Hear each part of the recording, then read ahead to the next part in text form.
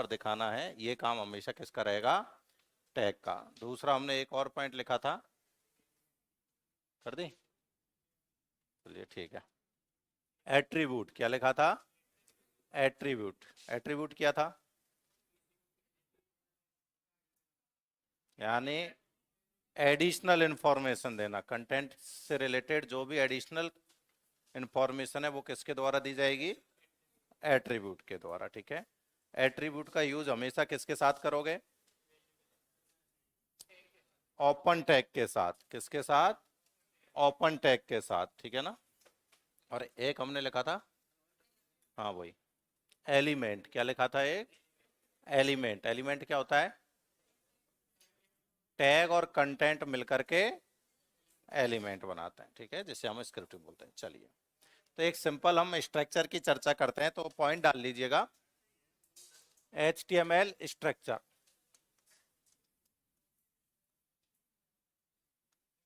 ये समझें कि आप कोई भी HTML डॉक्यूमेंट बनाने जा रहे हैं, ठीक है, तो उसमें हमें किस तरीके से उसको लिखना है और कहाँ कहाँ क्या लिखना है, और इसी से हमें एक दो क्वेश्चंस यहाँ से भी लास्ट एग्जाम में, ये समझो स्ट्रक्चर का एक सिंपल सा क्वेश्चन आया हुआ भी है, ठीक है ना।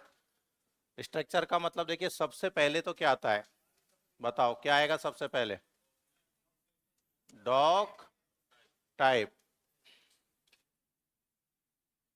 HTML, क्या है ये होता है डिक्लेरेशन। एक एक पॉइंट को समझे, आराम से बाद में लिख लेना। ये क्या है, डिक्लेरेशन फॉर HTML5, यानी देखो इसका जो काम है डिक्लेरेशन का, ये सिर्फ ये बताता है कि आप जो HTML डॉक्यूमेंट बनाने जा रहे हैं वो कौन से वर्जन में बना हुआ है। डिक्लेरेशन का काम क्या होता है, HTML डॉक्यूमेंट्स किस वर्जन में आप बनाने जा रहे हैं, किस वर्जन को ये सपोर्ट करता है। तो ये जो डॉक टाइप HTML है, ये किसके लिए है, HTML5, जो हमारा मॉडर्न HTML हम यूज करते हैं उसके लिए। इससे पहले लेंदी होते थे, यानी ये समझो डिक्लेरेशन सबसे छोटा जिसे आप याद रख सकते हो वो किस में बनाया गया, HTML5 में। नहीं, इससे पहले जो HTML4, 3, वो इतने लेंदी डिक्लेरेशन होते थे कि उनको याद रखना भी इम्पॉसिबल था। दूसरी चीज यहाँ पर कि जो दिमाग में आते हैं या क्वेश्चन आता है स्टेटमेंट से रिलेटेड, वो आता है कि क्या ये केस सेंसिटिव होता है या इनसेंसिटिव होता है, इनसेंसिटिव होता है, यानी कि इसको आप कैपिटल भी लिखें या फिर इसको आप स्मॉल भी लिखें, कोई फर्क नहीं पड़ता, यानी स्मॉल और कैपिटल हम किसी भी तरीके से लिख सकते हैं। लेकिन जब बात आती है XHTML की, तो वहां पर केस सेंसिटिव है, ध्यान रखना। हम आगे पॉइंट में लिख भी लेंगे। जब हम बात कर रहे हैं सिंपल किसमें, HTML में, तब तो ये क्या हुआ, इनसेंसिटिव। लेकिन जैसे ही हम इसकी बात करते हैं XHTML, क्योंकि हमारे सिलेबस में एक पॉइंट ये भी है हल्का सा छोटा सा, XHTML, तो ये फिर हो जाता है आपका केस सेंसिटिव, केस सेंसिटिव, यानी वहां पर हमें स्मॉल कैपिटल का भी ध्यान रखना पड़ता है कि कौन सी चीज तो कैपिटल में लिखनी है, कौन सी स्मॉल में लिखनी है। ये भी हमें छोटी सी बात याद रखनी। तो एक स्टेटमेंट बन जाता है कभी कभी कि जो डिक्लेरेशन है वो HTML में केस सेंसिटिव होता है या केस इनसेंसिटिव होता है। तो हमेशा ध्यान रखना इनसेंसिटिव, यानी कि आप स्मॉल और कैपिटल कैसे भी इसको लिख सकते हो। क्लियर है। तो हर HTML, कोई भी आप वेबसाइट खोल के देख लेना, उसका कोई भी वेब पेज ओपन कर लेना, प्रत्येक HTML डॉक्यूमेंट्स की पहली लाइन हमेशा कौन सी होती है, डिक्लेरेशन होती है। क्लियर है ये बात। दूसरा, इसके बाद में जो आता है वो आता है आपका HTML tag. HTML tag open करा, यानी अब आपके HTML डॉक्यूमेंट्स की शुरुआत हुई है यहां से, ठीक है। जहां भी आप खत्म करोगे इस HTML डॉक्यूमेंट्स को, वहां इसको फिर आप क्या करोगे, क्लोज करोगे। तो अभी हम देख लेंगे क्लोज नीचे करेंगे, क्योंकि इसके बीच में यानी अब जो कुछ भी लिखना है हमें HTML टैग के अंदर ही लिखना है। क्लियर। इसमें हमारे पास में दो पार्ट्स होने वाले हैं। पहला जो पार्ट होगा वो क्या होगा, हेड। क्या होगा, हेड।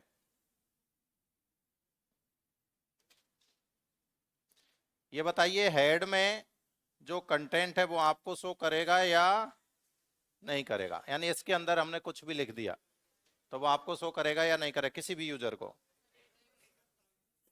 सिर्फ एक चीज शो करेगी, वो है क्या? टाइटल। क्या शो करेगा? एक टाइटल शो करेगा, इसके अलावा और कुछ भी शो नहीं करेगा। क्या?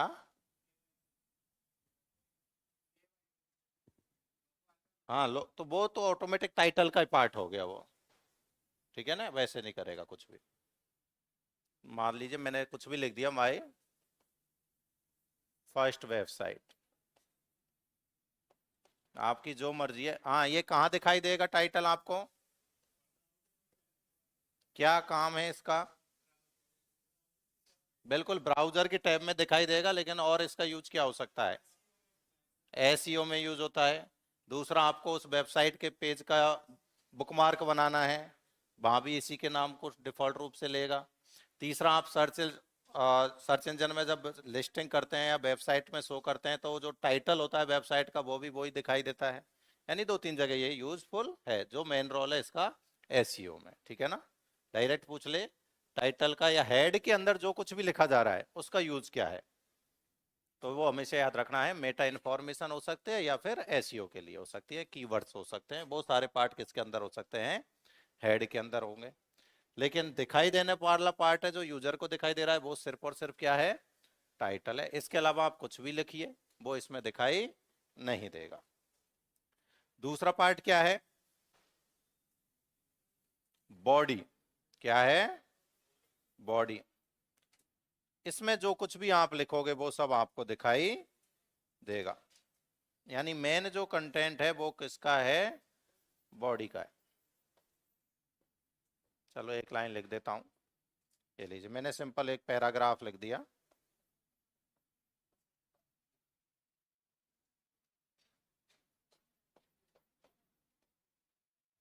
और ये HTML को भी क्या कर दिया? क्लोज।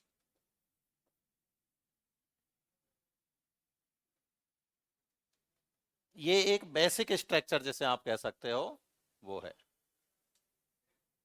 जिससे आपको याद रखने की नीड है, क्योंकि यहां से एक जो क्वेश्चन आया था वो इनके सीक्वेंस से रिलेटेड आया था। लास्ट जो आपके कंप्यूटर अनुदेशक एग्जाम थी उसमें एक सीक्वेंस से रिलेटेड था कि सबसे पहले क्या आएगा, तो HTML, फिर हेड, टाइटल, बॉडी, इस टाइप से। क्या? नहीं, वो अलग चीज है, पार्ट तो बहुत सारे हो सकते हैं। मैं बोल रहा हूँ सिर्फ बेसिक स्ट्रक्चर की। ऐसे तो हम फुटर भी हो सकता है, हेडर भी हो सकता है, बहुत सारी चीजें हो सकती हैं। वो सारा पार्ट फिर आपके बॉडी का पार्ट होगा, ठीक है ना। सब कुछ बॉडी का पार्ट है, क्योंकि फुटर, हेडर और ये सब हमारे सिमेंटिक टैग होते हैं। अब याद आएगा। बेसिक की बात करेंगे तो ये सिर्फ इतना है। यानी एक सिंपल, यदि हम HTML डॉक्यूमेंट्स की बात करेंगे तो वो ये याद रख लेना है आपको। ये होने को तो अभी बहुत कुछ है इसमें भी। क्लियर है? क्या? वेबसाइट का नाम बिल्कुल ऊपर, वो ही टाइटल होता है वेबसाइट का। बाकी आप इंफॉर्मेशन दे सकते हो मेटा के थ्रू। यदि आप और एडिशनल देना चाहो तो फिर आपको एक टैग यूज करना पड़ेगा, वो अभी हम लिखेंगे। मेटा टैग, क्या नाम देना पड़ेगा? मेटा। फिर इसमें आपको एट्रीब्यूट यूज करना पड़ेगा, कौन सा? नेम। अब इसमें आपको यहां पर नेम दे दो। इसका भी यदि आपको कोई डिस्क्रिप्शन देना है तो वो आप डिस्क्रिप्शन भी दे सकते हो, यानी कंटेंट के तौर पर। कंटेंट एट्रीब्यूट क्या यूज होगा फिर? वो कंटेंट, जिसमें आप वैल्यू दें। इसको भी हम आगे लिखेंगे। चीजें मैं क्या बोल रहा हूँ, वेबसाइट में जो सारी चीजें हैं वो सब आती हैं, लेकिन हम जब बेसिक स्ट्रक्चर की बात करेंगे तो सिर्फ ये है। और आगे हमारे पास अभी बहुत सारी चीजें आने वाली हैं, ठीक है ना। तो एक बार तो ये लिखे, फिर एक एक को समझेंगे। क्या? तो भी कोई फर्क नहीं पड़ता, जो आपका पाथ है, जनरली जो पाथ होता है ना, जहां हमारी फाइल सेव होती है, वो शो करता है।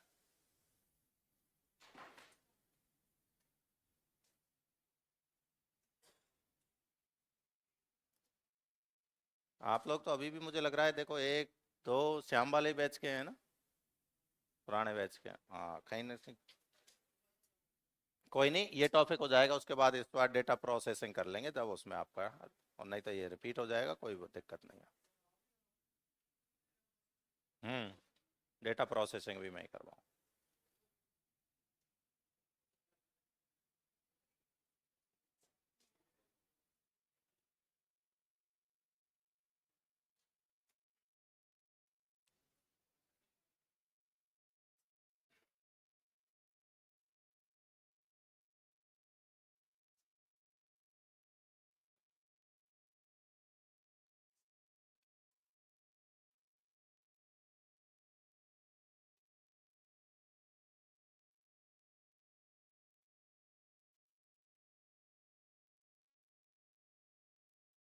हाँ, आप पहले तो आए हुए हो क्लास में, तो फिर बीच में छोड़ दी होगी, है ना? लिख लिया क्या? लिखे?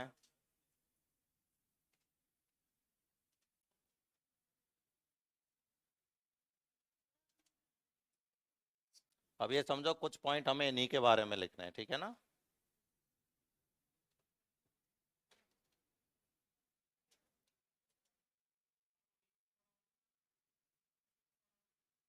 हम्म। अब पूरा यही पढ़ना है, बस इसी में और अंदर क्या क्या आप कर सकते हैं वो पूरा यही है।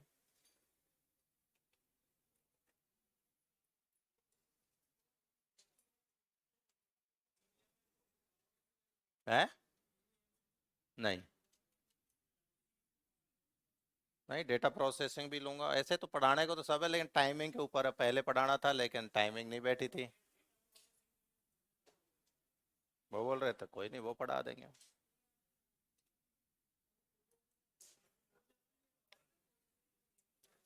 टाइमिंग है, जैसे सेट हो जाती है वैसे ही है, क्या पता बीच में जनगणनाओं में ड्यूटियां लगा दी तो फिर कैंसिल। ये तो ड्यूटी के ऊपर भी तो चलता है। एक मिनट, शांत होंगे थोड़ा सा? हाँ, बिल्कुल। कुछ भी नहीं लिखना अभी। अभी हम एक एक दो दो चीजें लिखेंगे, वो मैं पॉइंटों में लिखाऊंगा।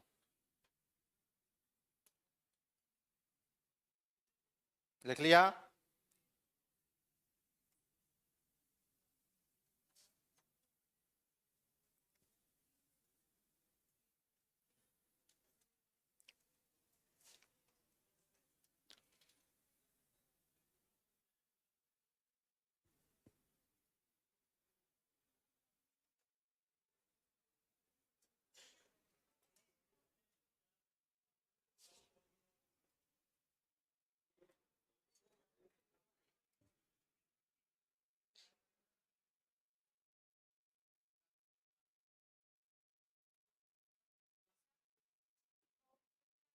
दिखाएंगे, दिखाएंगे, दिखाएंगे, सब दिखाएंगे, टेंशन मत लो।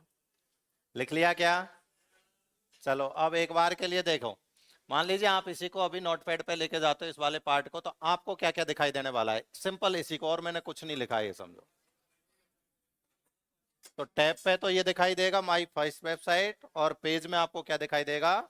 First paragraph. इसके अलावा और कुछ भी हमें दिखाई नहीं देगा, ठीक है? जो भी डिफॉल्ट फॉन्ट साइज वगैरह है वो उसी के साथ दिखाई देगा, कोई एक्स्ट्रा इसमें वो फॉर्मेटिंग हमने अभी नहीं लिया। क्या? दिखाएंगे, दिखाएंगे, पेशेंस रखो, सब दिखाएंगे, थोड़ा सा लिख लो। हाँ, सबर रखो। सबसे पहले तो पहला ही पॉइंट लिख लें, एक तो डिक्लेरेशन के बारे में, HTML डिक्लेरेशन। इसमें से दो ही क्वेश्चन आ सकते हैं, कहाँ लिखा जाता है, कैसे लिखा जाता है। तो पहला पॉइंट तो ये लिख लेना, हमेशा HTML डॉक्यूमेंट की फर्स्ट लाइन में लिखा जाता है।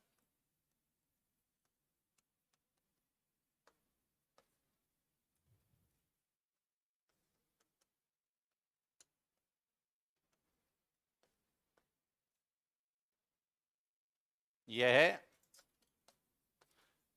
HTML डॉक्यूमेंट किस वर्जन को सपोर्ट करता है।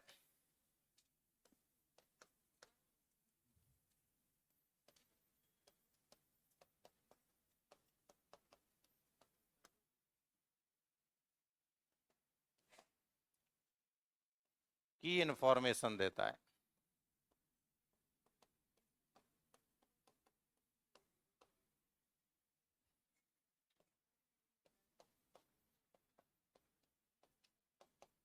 सबसे छोटा डिक्लेरेशन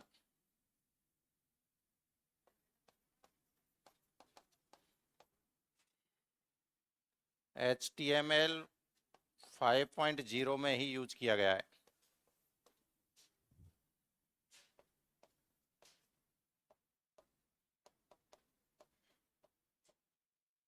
दूसरा यह है केस इनसेंसिटिव होता है।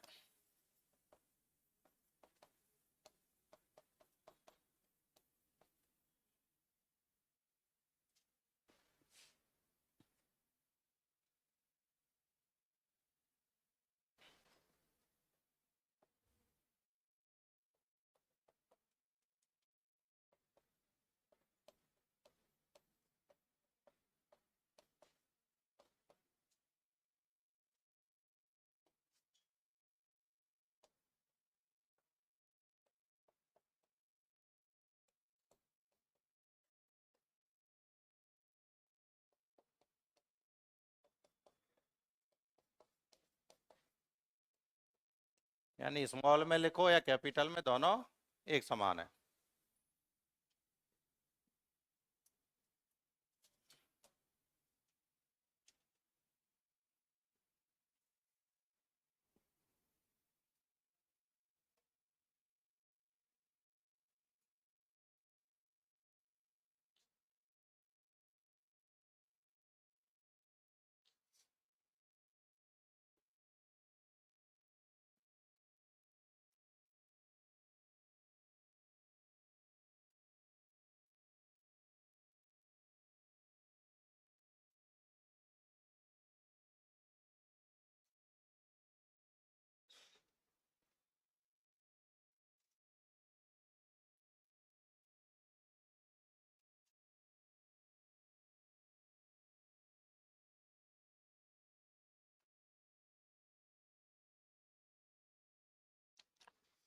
दूसरा एक स्टेटमेंट कभी कभी ये भी डाल देता है कि क्या डिक्लेरेशन के बिना हमारा जो कोड है वो रन नहीं करेगा या रेंडर नहीं होगा। करेगा, कोई जरूरी नहीं है। सिर्फ वर्जन की वजह से हम लिख देते हैं, अदरवाइज ना भी लिखोगे तो भी आपका कोड चलेगा। क्या? वो इतना लंबा है, मुझे भी याद नहीं है और ना आपको याद हो सकता है, इसलिए मैंने एक लाइन लिख दिया कि सबसे छोटा जो आसान है जिसे आप याद कर सकते हैं वो यही है।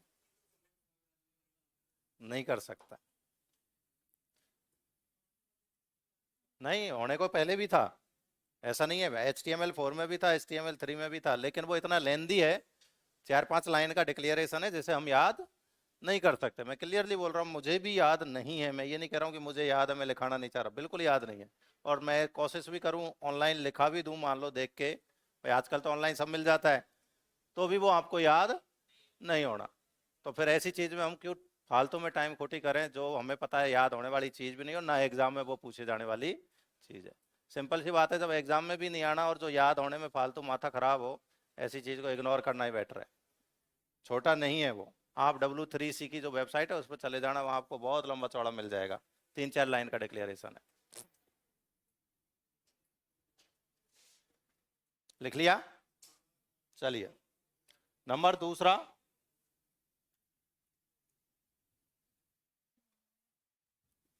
नंबर 2 HTML टैग के बारे में।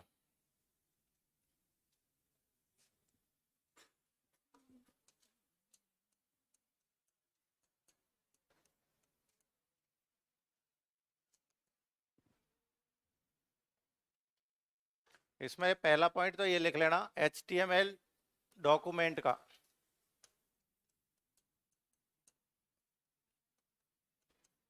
रूट एलिमेंट होता है।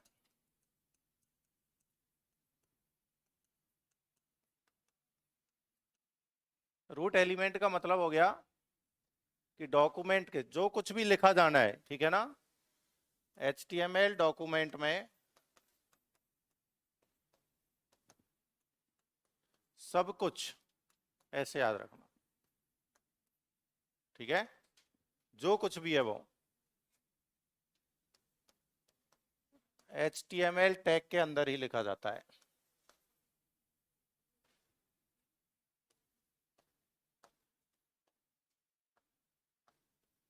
लिखा जाता है, सिर्फ डिक्लेरेशन को छोड़ के। डिक्लेरेशन बाहर आता है और सब कुछ इसके अंदर आता है।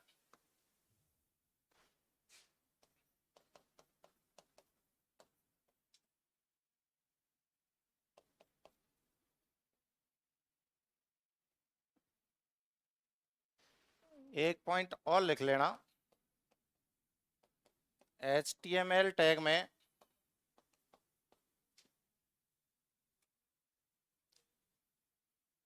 LANG लैंग एट्रीब्यूट का यूज करते हैं। सबसे ज्यादा यूज होने वाला यदि कोई एट्रीब्यूट है इस टैग के साथ में तो वो कौन सा है? लैंग एट्रीब्यूट यूज होता है, जो पूछा जा सकता है। तो सिंपल सी बात है, लैंग फॉर लैंग्वेज किसके लिए यूज होगा? ये लैंग्वेज के लिए। HTML लैंग, जैसे मान लो मैंने यहाँ पर लिख दिया इंग्लिश, तो ये इसका मतलब हो गया आपके HTML डॉक्यूमेंट्स की जो लैंग्वेज है वो कौन सी है? इंग्लिश है। यहाँ लिख दिया HI, मान लीजिए यहाँ पर मैंने इक्वल टू करके लिख दिया HI, तो इसका मतलब क्या हो गया? लैंग्वेज कौन सी है आपकी डॉक्यूमेंट्स की? हिंदी है। आवाज कम आ रही है? ये लो आवाज आएगी, ठीक है यानी कोई नहीं, आवाज वैसे भी बहुत है, पहुंच जाएगी पीछे तक। ध्यान रहे, सबसे ज्यादा यदि कोई एट्रीब्यूट है जो HTML टैग के साथ यूज हो रहा है तो वो कौन सा है? लैंग, जो कि आपके HTML डॉक्यूमेंट्स की लैंग्वेज को शो करने के लिए यूज में लिया जाता है। आपकी क्या सर सिर्फ लैंग्वेज है? देखो जनरली तो ग्लोबल एट्रीब्यूट में से हम लैंग्वेज ही यूज कर रहे हैं, नहीं तो इसके साथ यदि आपको अदर लैंग्वेजेस में भी वेबसाइट को शो करना है कि सर मेरी तो वेबसाइट ऐसी है जो उर्दू में भी शो करे, चाइनीज में भी शो करे, अलग अलग लैंग्वेजों में भी करे, तो फिर वहां पर हमें डॉक्यूमेंट्स की डायरेक्शन को भी शो करना पड़ता है। क्योंकि हमारी हिंदी और इंग्लिश की जो डॉक्यूमेंट्स की डायरेक्शन होती है वो लेफ्ट टू राइट होती है, जबकि जब हम उर्दू में यूज करते हैं तो वो राइट टू लेफ्ट होती है। तो फिर वहां पर हमें DIR एट्रीब्यूट का भी यूज करना पड़ता है, डायरेक्शन, जिसके लिए एट्रीब्यूट क्या हो जाता है? साइड में लिख रहा हूँ, वैसे तो हमें नीड नहीं है ना पूछता है। एक एट्रीब्यूट और यूज हो सकता है, क्या? DIR। अब इसमें वैल्यू, हमारे लिए वैल्यू होगी LTR। क्या है? LTR यानी लेफ्ट टू राइट। यदि यही हम उर्दू में लिखने जाएंगे तो ये वैल्यू चेंज हो जाएगी और ये क्या हो जाएगी? RTL, right to left. तो ऐसे एट्रीब्यूट बदला भी जा सकता है, लेकिन मुझे श्योर हूं आपके एग्जाम में जो आएगा तो वो ज्यादातर आएगा कौन सा? लैंग्वेज, ठीक है। तो दूसरा एक एट्रीब्यूट और आप चाहें तो ये भी लिख सकते हैं।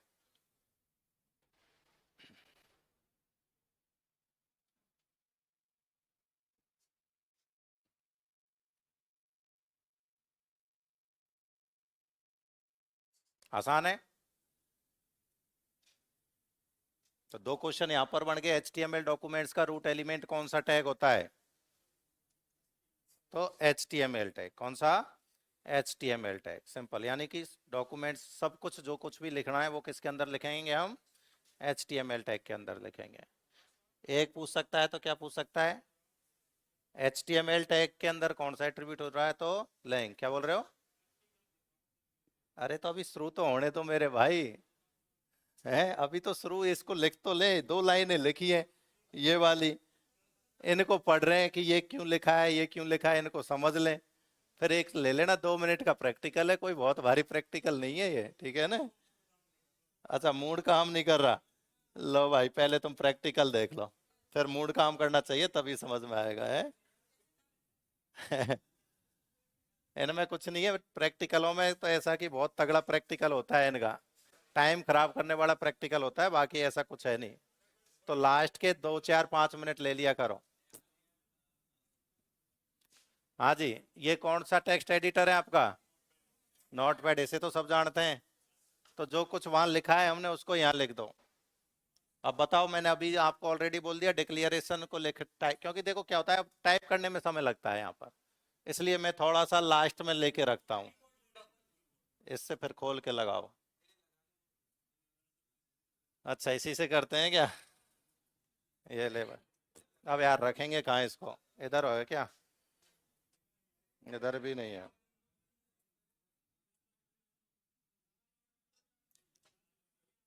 चलो कोई बात नहीं, ये लो। ठीक है, मैं डायरेक्ट HTML से शुरू कर रहा हूँ, ठीक है ना? किससे? HTML से।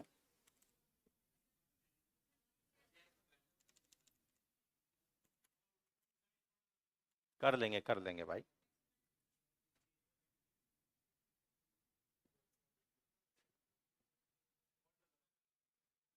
जरूरत ही नहीं है।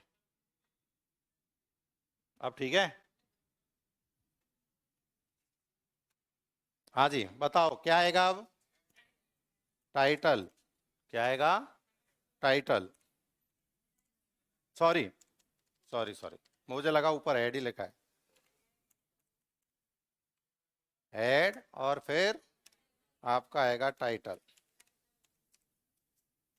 टाइटल में हमने क्या लिखा था? कुछ भी लिख दो, फर्स्ट वेब साइट। ये लो, देख लेना भाई, मेरा ध्यान कीबोर्ड पर है, कुछ छूट जाए लिखने में तो बोल देना। ठीक है, हेड को क्या कर देंगे? क्लोज। उसके बाद आपका बॉडी। बॉडी में भी कुछ भी डाल लो एक आध। ये लो, फर्स्ट पैराग्राफ डाल लो।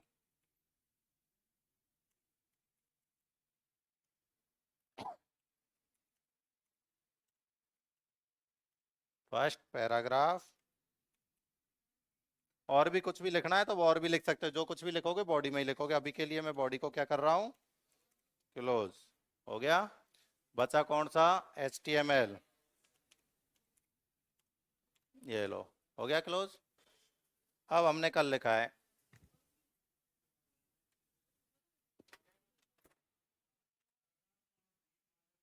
कोई बात नहीं। हाँ जी, मैंने कल ही पॉइंट एक लिखाया, छोटा सा पॉइंट लिखा था कि जो भी हम टेक्स्ट एडिटर के अंदर लिखेंगे, फिर उसको ब्राउजर में यदि हमें शो करना है तो किस में सेव करेंगे? h.html में, सही है ना? तो फाइल में जाइए, सेव एज जाइए, यहाँ पर आपको नाम लिख दो आपकी फाइल का, जो कुछ भी आप लिखना चाहो। ठीक है, HTML एग्जाम्पल लिख सकता हूँ क्या? डॉट HTML, ठीक है ना? सपोर्टेड, अब टेक्स्ट नहीं, ऑल फाइल में, ऑल डेस्कटॉप पे। ये लोकेशन ऑलरेडी कहाँ पर है? डेस्कटॉप पर हमने सेव कर दिया। अब चेक कर लो, देखो डेस्कटॉप पर HTML एग्जाम्पल एक फाइल आई होगी, ये रही। अब ये कौन सा ब्राउजर में है आपके? एज। एज ही है तो एज में ही ओपन हो जाएगी। खुल जा भाई, ये लीजिए, देखो दो बार खुलेगी, कोई बात नहीं। ये तो है आपका टाइटल, यहाँ शो कर रहा है जो, ठीक है ना? ये तो क्या है आपका? टाइटल, जो फर्स्ट वेबसाइट लिखी है, और ये है आपका फर्स्ट पैराग्राफ। ये सिंपल सा एक वेब पेज। संतुष्टि, इतनी सी बात है इसमें, अभी कुछ ज्यादा रामायण थी नहीं। अब इसमें और रामायण करनी है, जैसे हमने इसको बोल्ड करना है सर, वो सब करना है, तो उसके लिए फिर और टैग यूज कर लो। तो वो हम अभी धीरे धीरे बहुत सारी चीजें पढ़ेंगे, आती जाएंगे। तो घबराओ मत, ऐसा कोई बहुत बड़ा इश्यू नहीं है प्रैक्टिकल का। लेकिन एक बार पूरी चीजें लिख लेते हैं, फिर भी कर लेंगे। ठीक है, आसान है।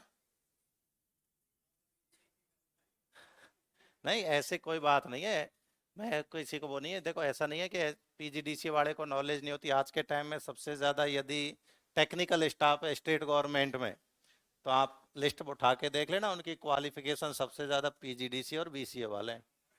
ठीक है ना? मात्र 10% ही ऐसे होंगे जो ये B.Tech वगैरह से होंगे, नहीं तो वो भी नहीं है। उसका सबसे बड़ा रीजन है, सबसे बड़ी भर्ती जैसे टेक्निकल स्टाफ में डूइट में आई थी सबसे पहले 2013 में। इंफॉर्मेटिक असिस्टेंट 6500 के समथिंग वैकेंसी आई थी, बाद में कम कर दी गई थी, उसमें भी पोस्टें खाली रह गई थी। ठीक है, और उस टाइम पर सबसे ज्यादा जो जॉब लगने वाले लोग थे वो थे जो उस दौरान पर सबसे ज्यादा जो कंप्यूटर सेंटर साइबर कैफे चलते थे पहले। आज के टाइम में आप देख रहे हैं साइबर कैफे पूरी तरह से बंद हो चुके हैं, ऑलमोस्ट लिमिटेड बचे हैं, और अब सिर्फ ई मित्र चल रहा है। तो जितने भी साइबर कैफे वाले राजस्थान में थे ना, वो सारे के सारे आईए बन गए थे उस टाइम पर। क्योंकि आप 2013 का पेपर देखना, उसमें क्वेश्चन यही थे, डब्ल्यू की फुल फॉर्म क्या है, कौन सी इनपुट डिवाइस है, कौन सी आउटपुट, इस टाइप का पेपर आया था। और आसानी से उस टाइम पर लगभग 4000 के समथिंग का जो स्टाफ था वो जॉब लगा था। और वो सब वही थे जो तुरंत, क्योंकि उस टाइम इतनी डिग्रियों पर कोई ध्यान नहीं देता था, तो किसी ने किसी भी डिम्ड यूनिवर्सिटी से पीजीडीसीए लिया और वो जॉब लग गया। सेम चीज हमारे कंप्यूटर अनुदेशक में आई, पहली वैकेंसी सबसे बड़ी वैकेंसी यही थी, उसमें भी आपको पता है पोस्टें खाली रही।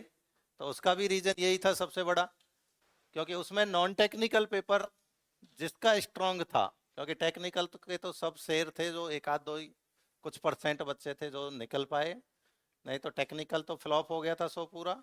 और नॉन टेक्निकल वाले सारे क्वालिफाइंग पर पहुंच के और जॉब लग चुके थे।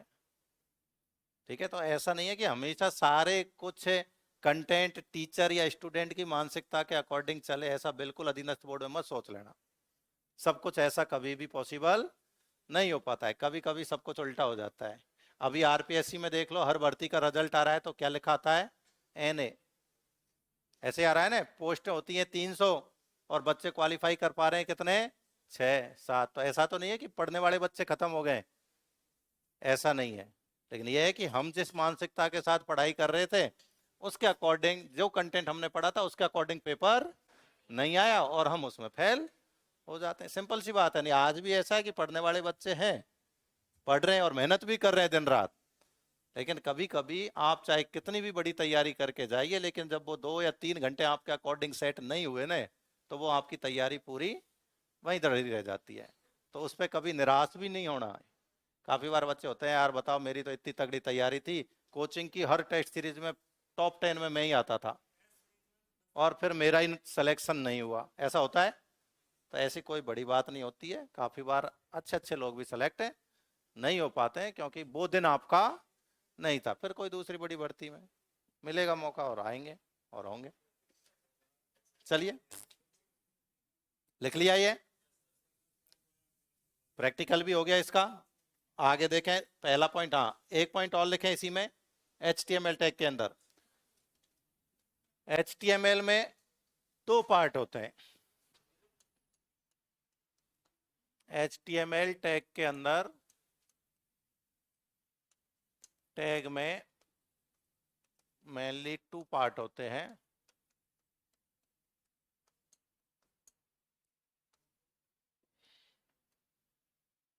कौन कौन से, एक तो हेड पार्ट और एक बॉडी पार्ट।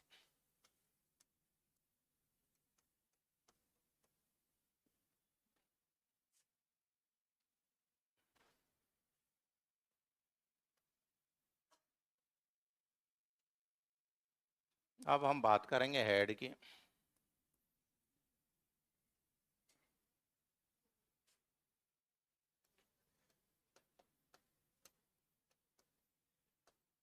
इसमें लिखा गया कंटेंट ब्राउजर को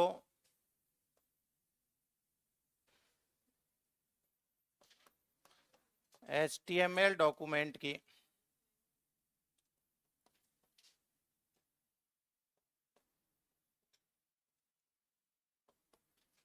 सेटिंग्स और मेटा इंफॉर्मेशन प्रोवाइड करवाता है।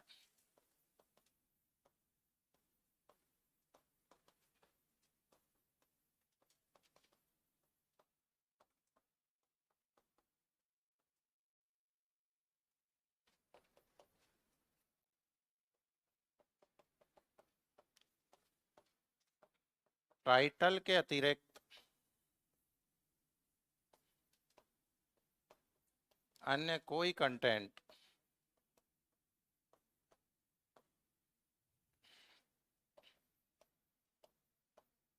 ब्राउजर पर शो नहीं होता है।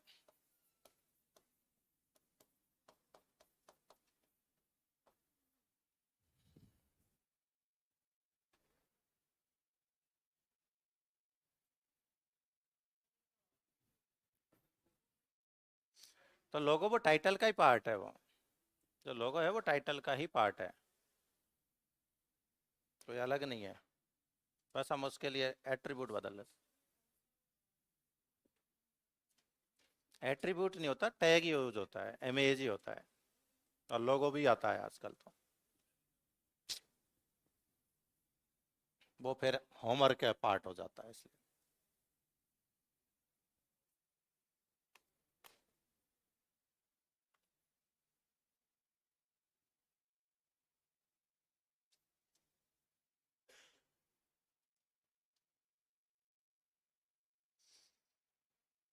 अब देखो इसमें तो बहुत सारे और भी टैग आएंगे आगे चल के, अभी तो हम सिर्फ टाइटल पे ही ध्यान दिया है।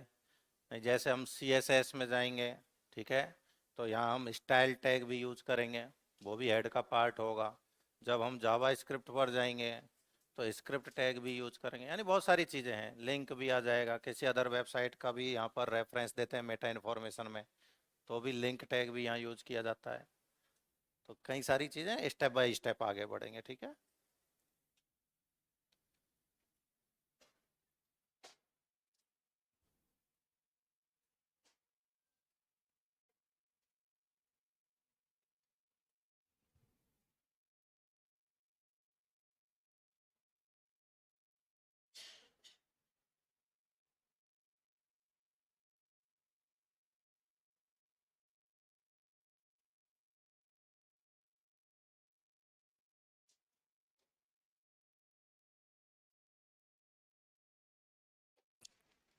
लिख लिया।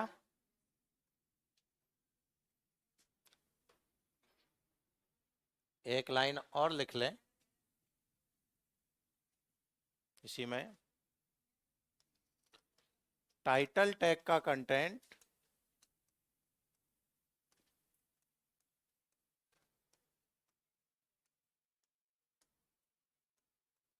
ब्राउजर की टैब में शो होता है।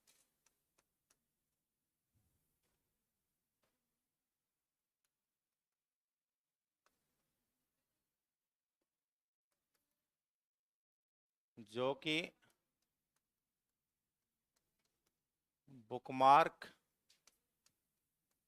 व सर्च इंजन रिजल्ट में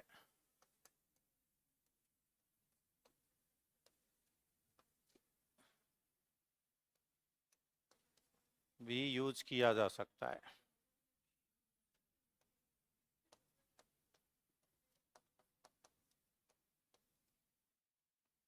दूसरा एक और लिख लेना।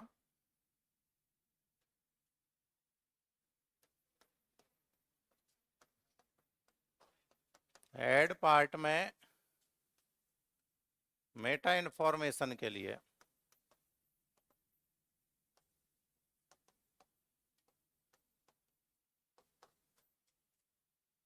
मेटा टैग का भी यूज किया जाता है, ये भी लिख लें।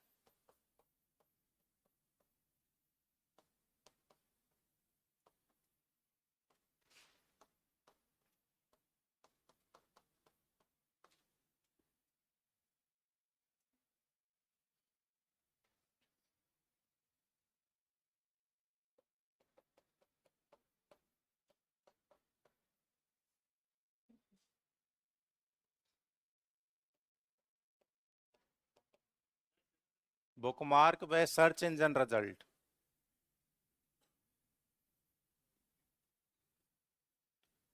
एक टैग का एग्जांपल और लिख रहा हूँ जिसमें मैं वैल्यू कुछ अलग ले रहा हूँ, इनको भी समझ लेना, ये पूछी जाती है इसलिए इनको लिख रहा हूँ, ठीक है। View port.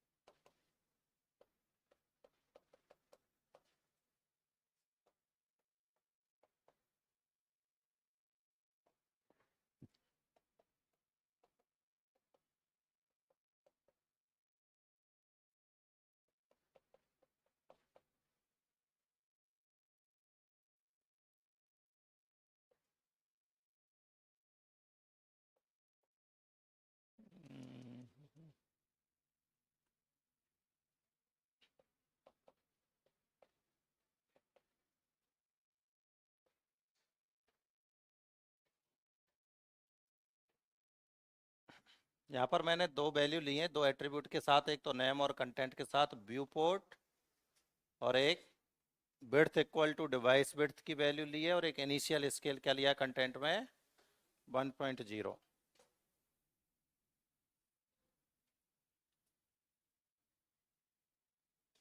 बताओ क्या होता है व्यू पोर्ट, किस लिए यूज होता है? पहले वाले जो पहले पढ़ चुके हैं वो बताएंगे। क्या? Width equal to device width, width की हमने वैल्यू नहीं दी है, उसमें क्या लिख दिया सीधे डिवाइस विड्थ। मतलब आप एक वेबसाइट है उसे आप लैपटॉप में खोल रहे हो तो लैपटॉप की स्क्रीन के अकॉर्डिंग शो करेगी, मोबाइल में खोल रहे हो तो मोबाइल की स्क्रीन के अकॉर्डिंग। समझ गए? डिवाइस विड्थ का मतलब हो गया कि जिस भी डिवाइस में आप अपनी वेबसाइट को ओपन करेंगे उसी के अकॉर्डिंग आपकी वेबसाइट उसी में फिट दिखाई देगी। और नीचे एक और लिखा है हमने इनिशियल स्केल 1.0, तो ये 1.0 वैल्यू होती है स्केल की जूम साइज के लिए। डिफॉल्ट जूम आपका 100% होता है इससे। अब इसमें आप देखो मिनिमम स्केल भी कर सकते हो और मैक्सिमम स्केल भी कर सकते हो। तो मिनिमम स्केल का मतलब हो गया कि सर मिनिमम कितना जूम हो सकता है, और मैक्सिमम स्केल का मतलब मैक्सिमम कितना जूम कर सकते हैं। वेबसाइट में आता है ना जूम, कोई भी वेब पेज करते हैं तो जूम इन जूम आउट, ठीक है ना? कि साहब मैंने यहाँ पर 1.0 की जगह मान लो लिख दिया 0.5, तो 0.5 का मतलब हो गया जूम आउट हो गया आपका, मतलब 50% ही जूम दिखाई दे रहा है। यहीं पर मैंने लिख दिया 3.0, तो ये हो गया मतलब 300% जूम दिखाई दे रहा है। कितना? 2.0 मतलब 200%। या फिर आप सेट ही कर दो कि इससे कम और इससे ज्यादा नहीं, तो फिर आप मिनिमम और मैक्सिमम दोगे। यानी यहाँ दो वैल्यू और आप ऐसे लिखना चाहो तो एक एग्जांपल के तौर पर वैसे ही बता रहा हूँ नीचे कि इसी में मैंने कॉमा लगा के और लिख दिया, एक तो लिख दिया मिनिमम स्केल, क्या लिख दिया मिनिमम स्केल, और इसकी वैल्यू दे दी मान लीजिए 0.5, ठीक है? और एक वैल्यू दे दी मान लीजिए मैंने मैक्सिमम स्केल, क्या दे दी मैक्सिमम स्केल, और ये दे दी मान लीजिए 5.0। तब इसका मतलब हो गया कि आप आपकी जो वेबसाइट है उसको 50 से लेके और 500 तक जूम कर सकते हो। डिफॉल्ट आपको कितनी मिलेगी?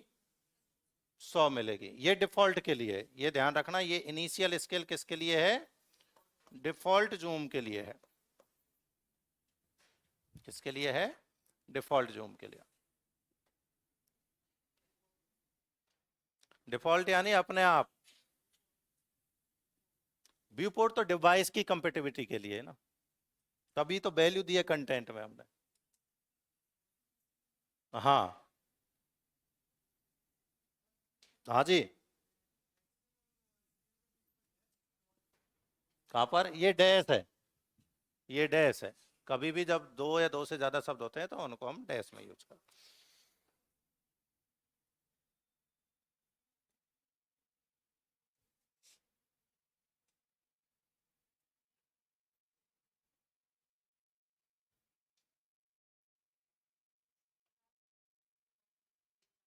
अभी बताता हूँ, लिखाऊंगा मैं इनको एक एक कोई।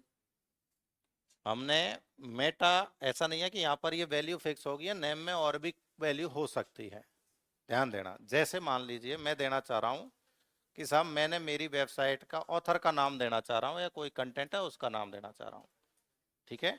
तो मैं नाम में तो यहाँ लिखूंगा पहले ऑथर, कि किसका नाम? ऑथर का नाम, ठीक है? फिर कंटेंट में मैं लिखूंगा मेरा नाम, कि ऑथर कौन है? मैं हूं। ये चीज आई या नहीं आई समझ में? यानी कुछ भी हो सकती है वैल्यू। ये एक एग्जाम्पल लिया है।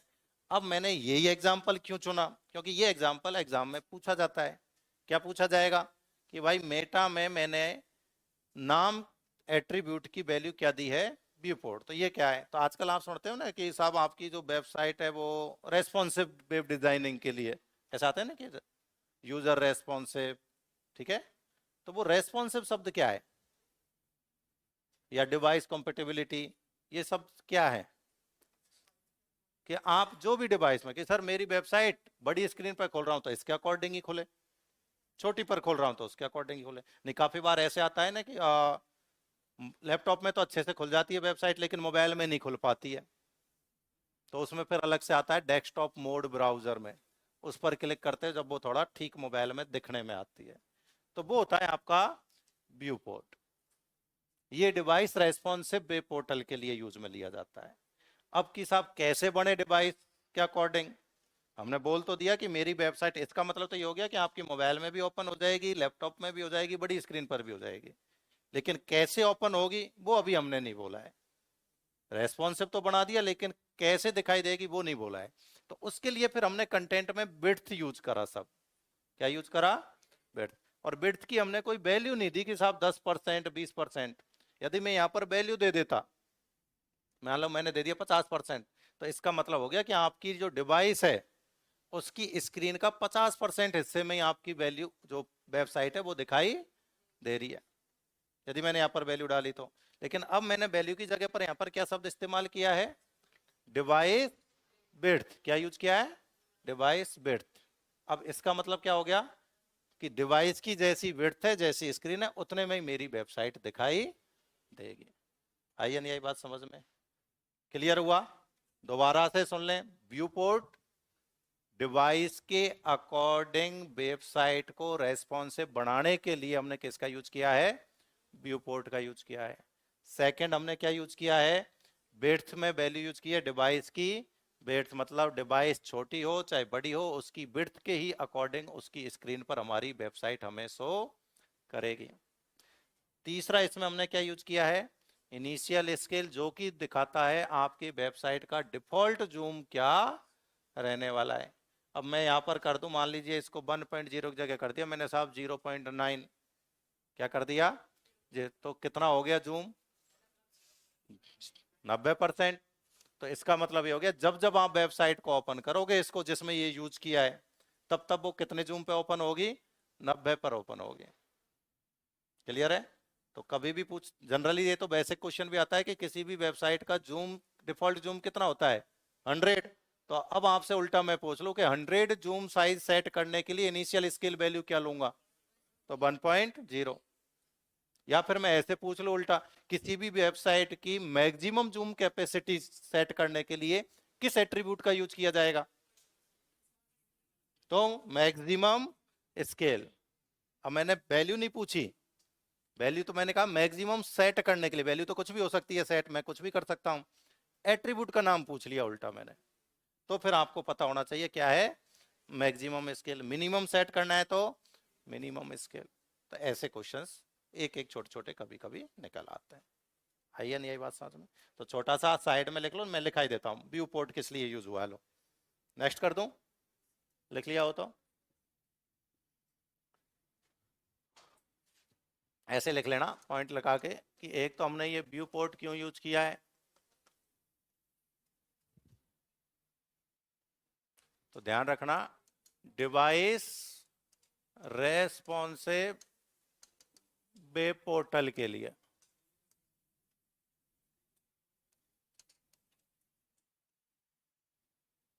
दूसरा शब्द हमने क्या यूज किया यहां पर? Width equal to device width.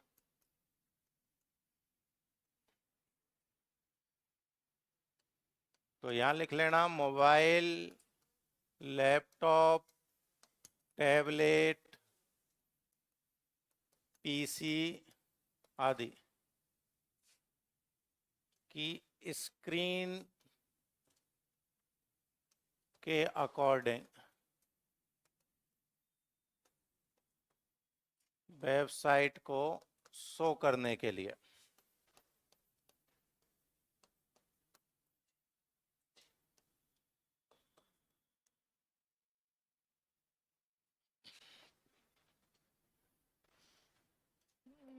एक हमने यहां पर लिखा है इनिशियल स्केल।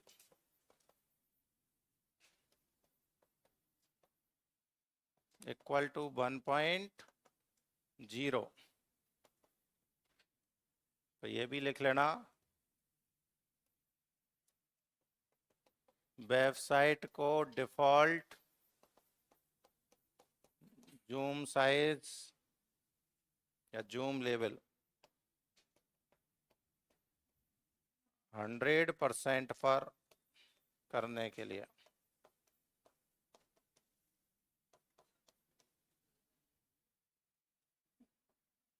दूसरा ये भी लिख लेना, मिनिमम स्केल। ध्यान रखना वैल्यू आप आपके अकॉर्डिंग चेंज कर सकते हैं।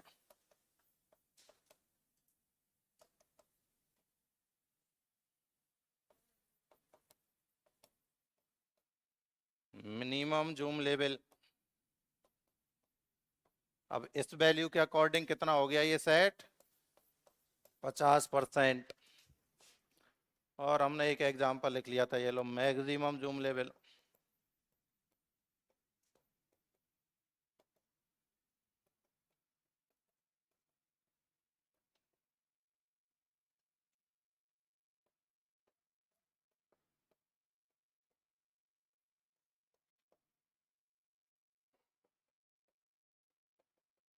और इस वैल्यू के अकॉर्डिंग ये हो गया अभी के लिए 500%। लेकिन रट के मत चले जाना कि सर ने ऐसे लगा दिया, होता नहीं है ये तो एग्जाम्पल में लिखा है, वो वैल्यू लिखी है मैंने। डिफॉल्ट 100 होता है, ये का सही है। डिफॉल्ट वाला तो ये तो होता है बाई डिफॉल्ट, लेकिन मिनिमम मैक्सिमम अलग अलग भी होता है, और हर ब्राउजर का इसमें सपोर्ट भी मैटर करता है। और कुछ वेबसाइटें तो वो हैं जो यूजर को परमिशन ही नहीं देती हैं जूम आउट और जूम इन की। आता है ना, जैसे कुछ का कंटेंट आप कॉपी कर सकते हैं, कुछ का नहीं कर सकते, तो वो यूजर को भी परमिशन होती। क्या? उसकी भी वो कंटेंट ही आता है यार, वो अलग अलग होते हैं। हाँ, तो वो यूजर की परमिशन होती है कि आप वो करना चाहते हैं, तो वो परमिशन यस और नो करनी होती है। वैल्यू डेवलपर साइड से वो यस और नो ही करनी होती है।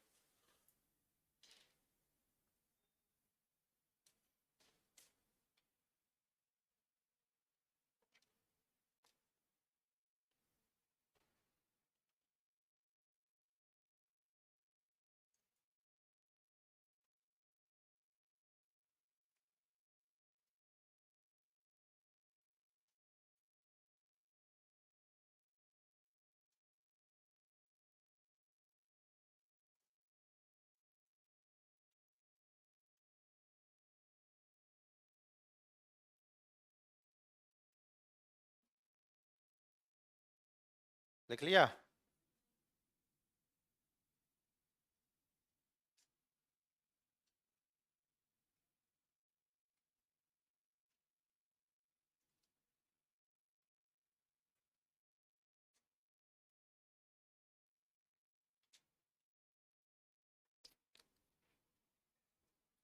चलो अभी हम नोट पैड पे जब सेव कर रहे थे, नोट पैड पे अभी हमने एक एग्जांपल लिया था, उसे जब सेव कर रहे थे तो वहां पर एक शब्द लिखा आ रहा था नीचे, फाइल का नाम एक्सटेंशन में ऑल टाइप किया था, उसके नीचे आ रहा था UTF-8। क्या था वो? Character encoding. कैरेक्टर एनकोडिंग यानी कि देखो, हमें ये सबको पता होता है, बेसिक कंप्यूटर का पार्ट है कि हमारा जो कंप्यूटर है वो किसी भी चीज को डायरेक्टली नहीं समझता। किसमें समझेगा? सिंपल भाषा में बोले तो बाइनरी में, यानी हर चीज को कन्वर्ट करता है 0 1 में। सही है? तो हमें कोई ना कोई एक नंबर फॉर्मेट में कन्वर्ट करने के लिए एक तरीके से कन्वर्टर की नीड होती है, जो हमारी लैंग्वेज को, जैसे हमने लिखा कोई भी शब्द हिंदी में या इंग्लिश में, अब उसको वो कन्वर्ट कर सके यूनिकोड में। किसमें? यूनिकोड में, यानी 0 और 1 में। तो उसके लिए यहाँ पर जो फॉर्मेट यूज करते हैं बाय डिफॉल्ट, जो हमारा नोट पैड यूज करता है, वो कौन सा यूज करता है? UTF-8। अब इसको भी मुझे ब्राउजर में शो करना है कि मैं कौन सा फॉर्मेट यूज कर रहा हूँ, तो इसके लिए फिर एट्रीब्यूट यूज होता है चेयर सेट। क्या नाम है एट्रीब्यूट का? वो भी मेटा में यूज होता है, ये भी मेटा इन्फॉर्मेशन का ही पार्ट है। अभी लिखेंगे एक एग्जांपल और इसका। हो गया? चलिए, लिख लिया ना? अच्छा, लिखो लिखो।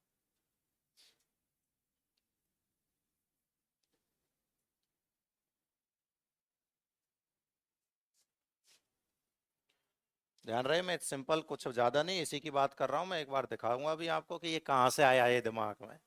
तो वो अभी यहाँ से दिखा, तो वहीं से आपको समझो एक क्वेश्चन बन गया छोटा सा।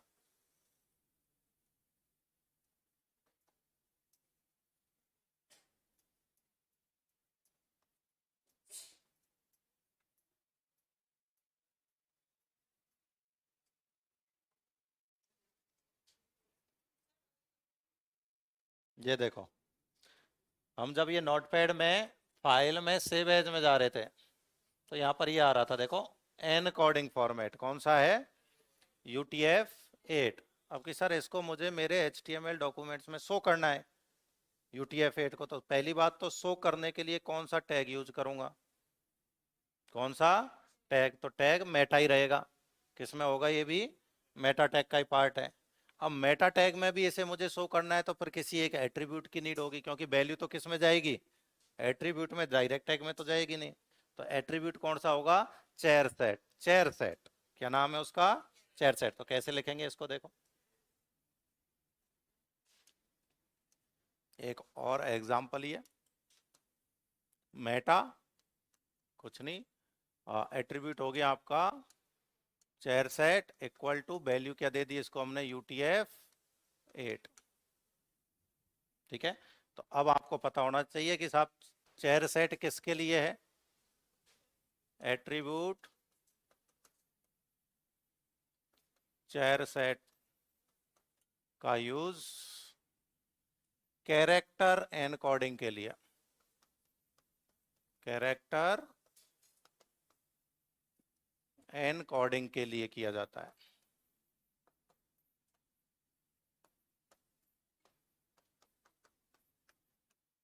जिसमें डिफॉल्ट UTF-8, UTF की फुल फॉर्म क्या होती है,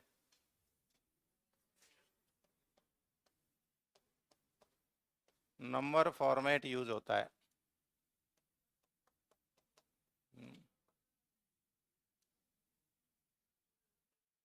UTF की फुल फॉर्म यूनिकोड, यूनिवर्सल नहीं, यूनिकोड ट्रांसफॉर्मेशन फॉर्मेट।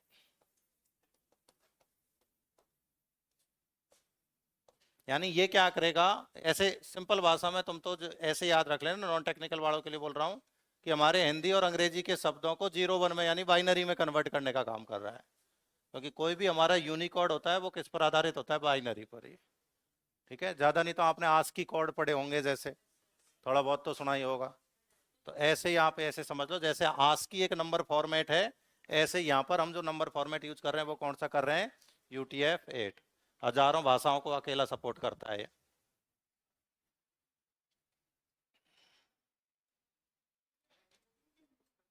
हाँ, कम ब्राउजर में शो कर रहा है तो इसका मतलब हो गया कन्वर्ट हो गया। लोकल में तो क्यों होगा, फिर आप उसको चेंज थोड़ी कर पाओगे यदि चेंज हो। आप कोई भी फॉन्ट एनकोडिंग इसलिए नहीं, जैसे मान लो मैं यहाँ पर अभी मैं जो लिख रहा हूँ वो किस फॉन्ट में लिख रहा हूँ, भाई अभी तो मेरा कोई ना कोई तो फॉन्ट होगा, कैलिबरी आता है जैसे जनरली डिफॉल्ट। अब Calibri font direct web portal पे शो नहीं हो रहा है आपको, वेब पोर्टल पे हो रहा है वो यूनिकोड हो रहा है। तो कुल मिला के कैलिबरी फॉन्ट को उसने किस में कन्वर्ट कर दिया, आपके यूनिकोड में। तो यूनिकोड वो फॉन्ट है जो किसी भी वेब पेज पर शो हो रहा है। नहीं, यहीं पर मान लो मैं फॉन्ट हिंदी यूज करूं तो वो मुझे शो करेगा क्या वेब पेज पे, तभी तो शो करेगा जब मैं कन्वर्टर यूज कर रहा हूँ। अदरवाइज हिंदी वाला तो वही कह गया कि कुछ और ही दिखाई देगा।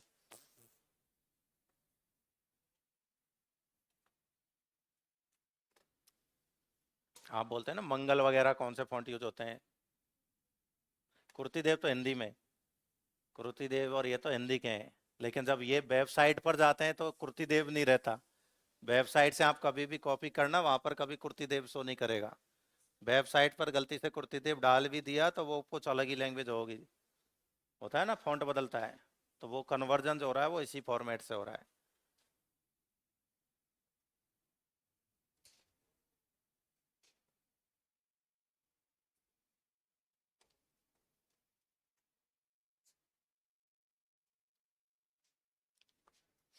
दूसरा यहाँ पर आप और यूज कर सकते हैं, तो देखो नेम में बोलते हैं ना एसईओ काम करता है किस पर, कीवर्ड्स पर। एसईओ किस पर काम करता है, अब मुझे तो सर मेरी वेबसाइट के कीवर्ड्स भी डालने हैं जो एसईओ में सर्चिंग में थोड़ा ऊपर आ जाए। करते हैं ऐसा कि जिसके कीवर्ड स्ट्रांग होते हैं उसकी वेबसाइट ऑटोमेटिक सर्च इंजन पर टॉप लिस्टिंग में शो करती है। तो वो कहाँ करोगे, तो वो भी आप किस में करोगे, मेटा टैग में यूज करोगे। वो भी मेटा टैग में ही होता है। जैसे एक एग्जांपल ले लेते हैं, एक और छोटा सा, मेटा, जैसे मैंने लिया मान लीजिए वापस वही नेम, और नेम में मैं क्या देना चाह रहा हूँ, कीवर्ड, क्या देना चाह रहा हूँ, कीवर्ड्स। ठीक है, अब कीवर्ड्स देने हैं तो उसके लिए फिर मुझे कंटेंट चाहिए कि क्या कीवर्ड्स हो सकते हैं। अब आपकी मर्जी है, जो कीवर्ड्स यहाँ डाल दीजिए कि सर मैं तो यहाँ पर HTML भी डालना चाह रहा हूँ, यहाँ पर CSS भी डालना चाह रहा हूँ, यहाँ JS भी डालना चाह रहा हूँ, जो कुछ भी आप डालना चाहो वो सारे कीवर्ड्स यहाँ डाल दीजिए।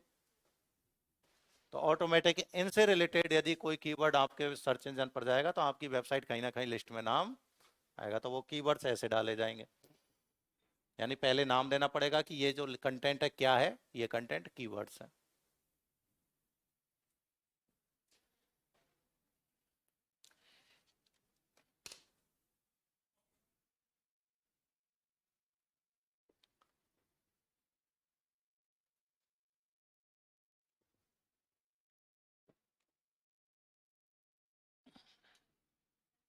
हाँ जी, क्या मेटा हेड के अंदर लिख रहे हैं ना सर, अभी हम बॉडी पार्ट पे पहुंचे नहीं है, सब हेड में ही लिखा है। अब समझ गए होंगे कल हमने पहले डेफिनेशन क्यों लिखी थी, कि जो एंगल ब्रैकेट के अंदर आ रहा है वो क्या है, टैग है, तो पहले टैग पता होना चाहिए। और ऐसे वैल्यू डाल रहे हैं इन्वर्टेड कॉमा में, तो वो किस में डल रही है, एट्रीब्यूट में। तो कल हमने वो डेफिनेशन इसीलिए लिखी गई थी। खासकर नॉन टेक वाले समझ रहे नहीं, वो ये कहेंगे कि सर पता ही नहीं चल रहा कब तो कॉमा में लिखनी है, कैसे लिखनी है। तो ध्यान रखना, ये तो टैग होता है शुरू शुरू में जो आ रहा है, फिर टैग के अंदर जितनी भी वैल्यू स्टोर होंगी वो हमेशा किस में होंगी, एट्रीब्यूट में होंगी। नॉन टैग वालों को बोल रहा हूँ मैं, टैग वाले इतना तो पता होता है उनको, कोई दिक्कत नहीं।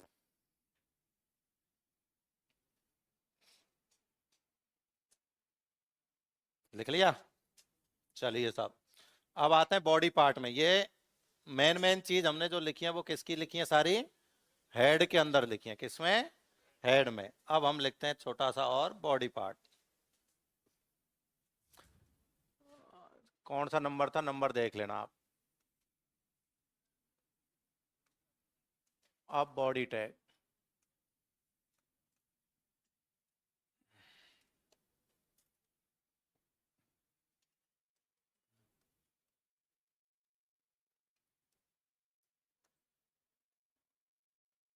HTML डॉक्यूमेंट्स का मेन कंटेंट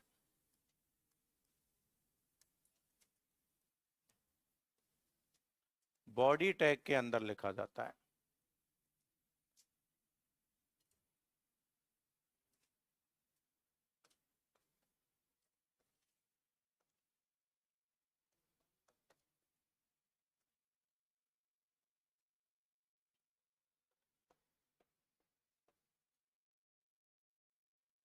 बॉडी टैग में या बॉडी टैग का कंप्लीट कंटेंट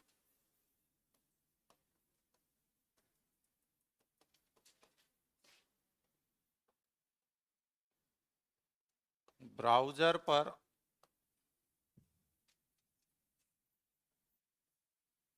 यूजर को शो होता है,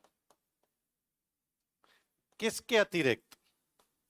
एक चीज तो यहां भी ऐसी है जो शो नहीं होती है, सब कुछ शो होगा सिवाय किसके, कमेंट के। एक लाइन और जोड़ देना,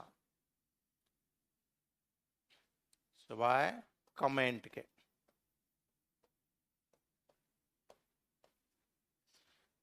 ध्यान रखना, एक पार्ट, एक चीज और आएगी आपके सामने, क्या, कमेंट।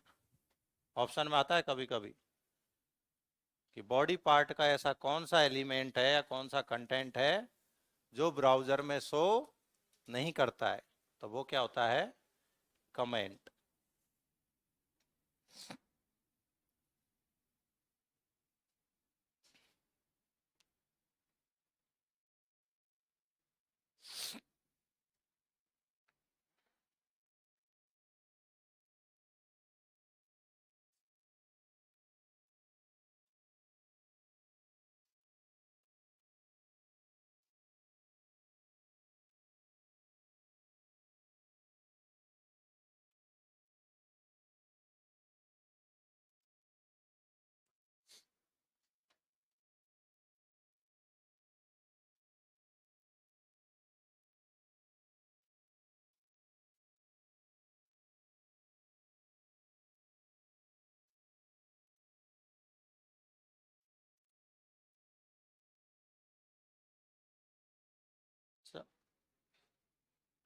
यहां पर ये भी लिख लेना, जैसे याद रहे, कमेंट को कैसे लिखा जाता है एचटीएमएल डॉक्यूमेंट में?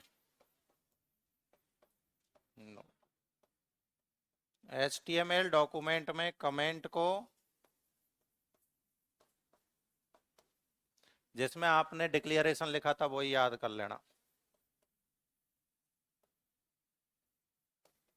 एंगल ब्रैकेट के बीच में।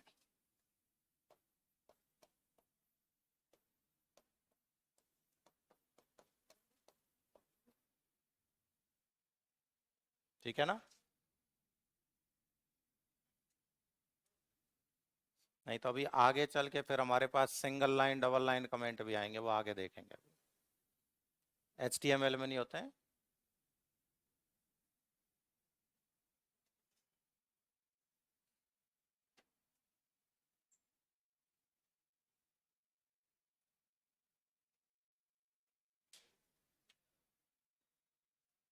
हाँ बोलिए, थोड़ा जोर से बोलो यार। जैसे, हाँ बोलो, सुनाई नहीं दिया प्रॉपर भाई देख।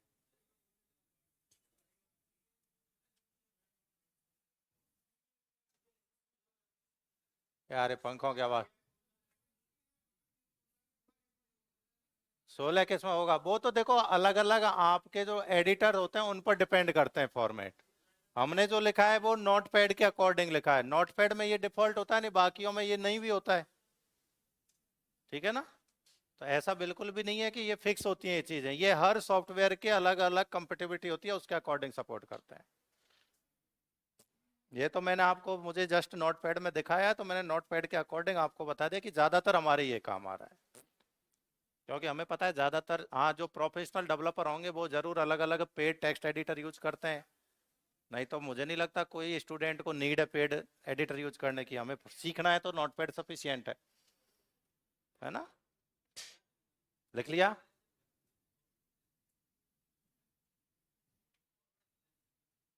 फॉरवर्ड स्लैश HTML में नहीं होता, JS में होता है वो, है ना? जो आप बात कर रहे हो ना, ये डबल स्लैश सिंगल स्लैश के बीच में ये, तो ये HTML में यूज नहीं होता, ये जावा स्क्रिप्ट में यूज करते हैं। ठीक है ना? और CSS में भी यूज करते हैं, डबल स्लैश वाला ये वहां यूज होता है। HTML में यही काम आता है।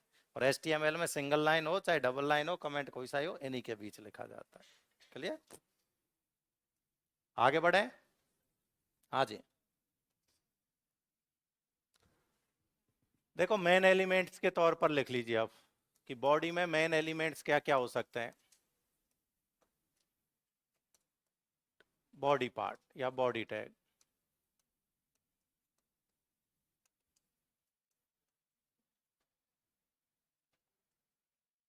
नंबर 1, एक तो आपके हेडिंग टैग।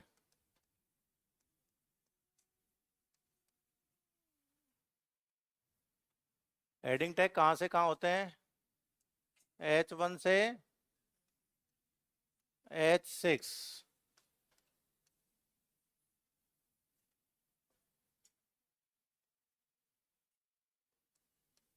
सबसे बड़ी हेडिंग जो होती है, लार्जेस्ट हेडिंग, वो क्या होती है? H1।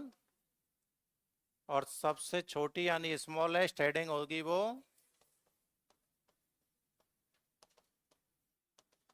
H6।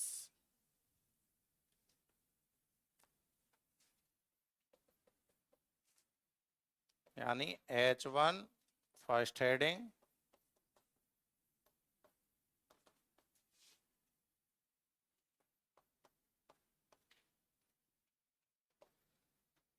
ऐसे H2 सेकेंड हेडिंग,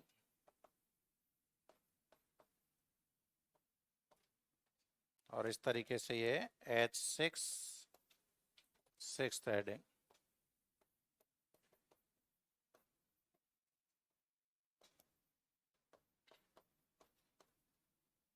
तो इसकी साइज, जो फॉन्ट साइज है वो ऐसे डिक्रीज होती जाएगी ऑटोमेटिक। H1 की सबसे बड़ी साइज होगी और H6 की सबसे छोटी साइज होगी।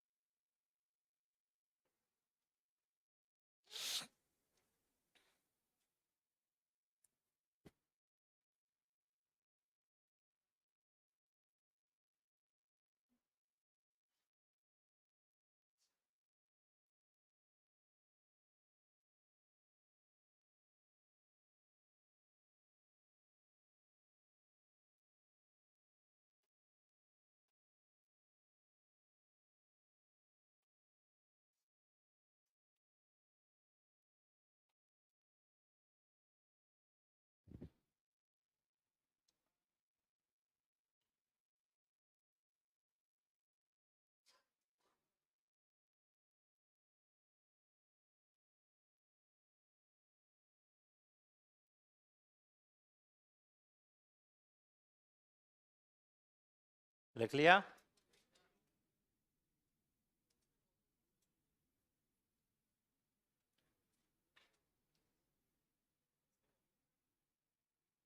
इंक्रीज ना समझे, इसको डिक्रीज लिखें।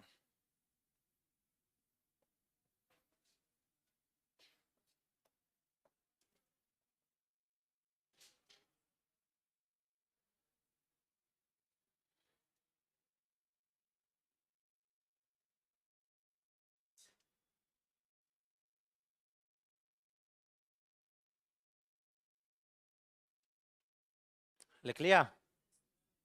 बढ़े आगे? दूसरा एक और लिख लीजिए, पैराग्राफ टैग तो लिख ही लिया है, पहले लिखे फॉर्मेटिंग टैग लिख लीजिए। नंबर दूसरा पार्ट इसी में, हेडिंग टैग के बाद फॉर्मेटिंग टैग।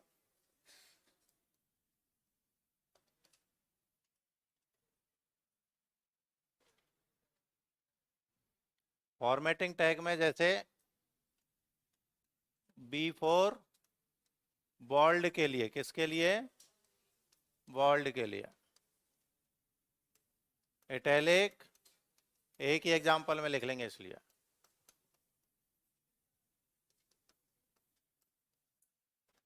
ये बेसिक बेसिक है, इनमें बहुत ज़्यादा लिखने की नीड होती नहीं है। ऐसे ही अंडरलाइन के लिए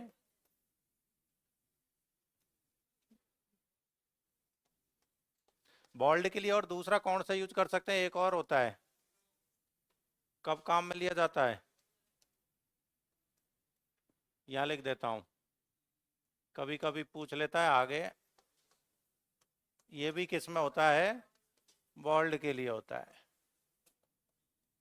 जब किसी पैराग्राफ के बीच में किसी विशेष शब्द को ज़्यादा महत्वता देनी होती है, तब हम उसको स्ट्रॉन्ग के द्वारा बोल्ड करते हैं, नहीं तो दोनों ही बोल्ड। और इटैलिक के लिए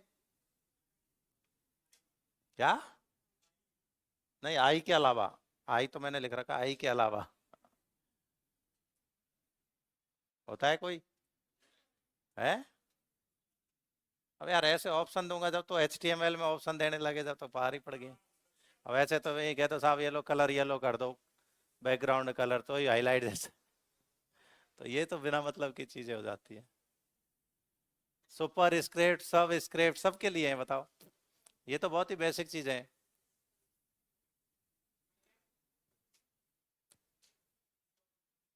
हाईलाइट अलग चीज होगी है, ध्यान रखना, इसीलिए मैंने हाईलाइट नहीं बोला है तो वही चीज है सेम, फिर वही कलर आ गया ना।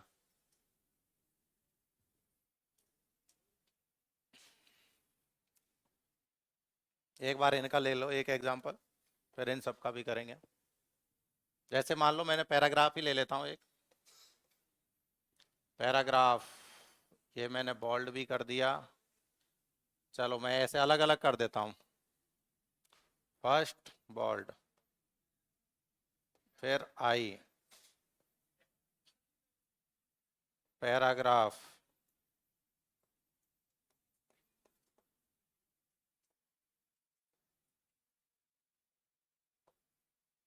ऑफ, अंडरलाइन, माई वेबसाइट, और अंडरलाइन को कर दिया क्लोज, और पैराग्राफ को भी कर दिया क्लोज। अलग अलग क्यों लिया है,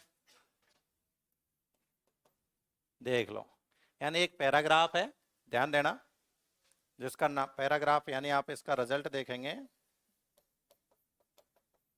तो ये हमें मिलेगा first paragraph of my website, ये मिलने वाला है। लेकिन इसमें अब फॉर्मेटिंग कैसे होगी वो देखो, फर्स्ट जो शब्द है, सॉरी फर्स्ट पूरा नहीं लिखा, ये तो बोल्ड होगा, ये तो क्या है, बोल्ड है। पैराग्राफ है ये आपका इटैलिक है, ऑफ पर कोई फॉर्मेटिंग नहीं है, ठीक है ना। और माई वेबसाइट है ये आपका अंडरलाइन होगा।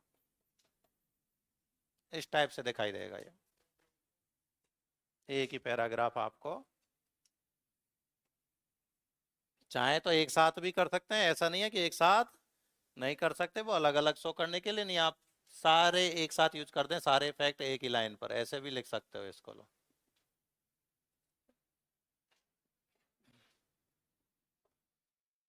इसी को आप पैराग्राफ, बोल्ड, इटैलिक, अंडरलाइन और first para,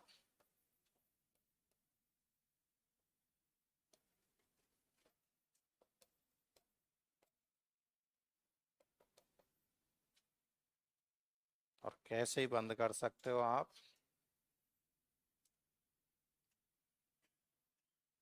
underline, italic, bold,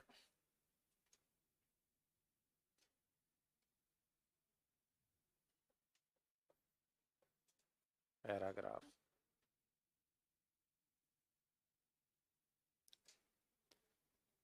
अब ये है कि पूरा जो लाइन है, ये पूरी लाइन अंडरलाइन भी है, इटैलिक भी है और बोल्ड भी है। अब सारी लाइन पर है ये इफेक्ट।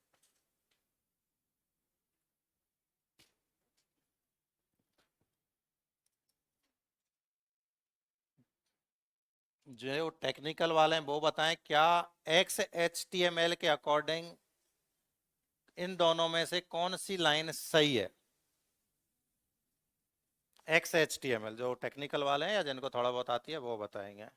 XHTML के अकॉर्डिंग नंबर 1 एग्जाम्पल सही है या नंबर 2 सही है। 2 में क्या गलती है? सीक्वेंस गलत है, ओपन और क्लोज का सीक्वेंस गलत है, क्योंकि वो ये कहता है XHTML का रूल कि आपने जो टैग पहले ओपन किया है उसी को पहले क्लोज करो, यानी कि पैराग्राफ पहले ओपन है तो वहां क्लोज भी पहले पैराग्राफ ही होना चाहिए, तो वहां सीक्वेंस भी होता है XHTML में। तो वह XML का रूल है तभी तो XHTML बोलेंगे, हैं? XML के रूलों को HTML पे अप्लाई कर दो, वही तो XHTML है। क्या डिफरेंस होगा भाई? XHTML बनी कहां से? XML और HTML से। अब HTML में तो ये सही है, लेकिन इस पर जब मैं XML का रूल फॉलो करूंगा तो ये गलत हो गया, इसीलिए XHTML बोल दिया उसे। चलिए आज के लिए इन्हीं को हम आगे और बढ़ाएंगे कल, ठीक है ना?